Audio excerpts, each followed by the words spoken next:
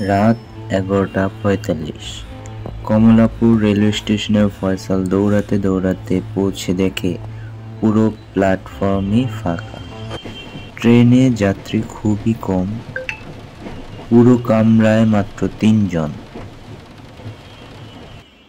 Train চলতে শুরু করতেই ফয়সাল বুঝতে পারল সব জানালা বাইরে থেকে তালা দেওয়া, টিকিট চেকার নেই, অন্য যাত্রীরা একদম নড়াচড়া করছে না। চারদিকে এক অদ্ভুত ঠান্ডা নীরবতা ছেয়ে আছে। এক কোণ থেকে অদ্ভুত হাসির শব্দ এসে ফয়সাল তাকিয়ে দেখে একজন বৃদ্ধ লোক, চোখ দুটো লাল জ্বলজ্বল করছে, মুখে রহস্যের হাসি মাখা।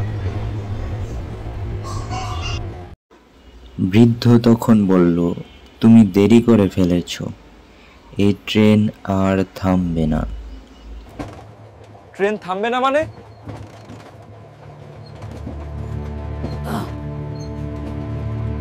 এটা আসল সোনার বাংলা না, এটা 472 নম্বর ট্রেন। যে ওঠে সে আর ফিরে যায় না।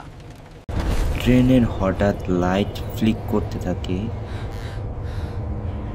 এখন তুমি আমাদের একজন। হঠাৎ করে ট্রেনের পুরো কামরায় আলো নিভে যায়। আলো নিভে যেতেই ট্রেনের কামরায় শুধু লাল চোখ জ্বলতে দেখা গেল। বন্ধুরা, এর পরের পার্টটি পেতে আমাদের সাথেই থাকুন।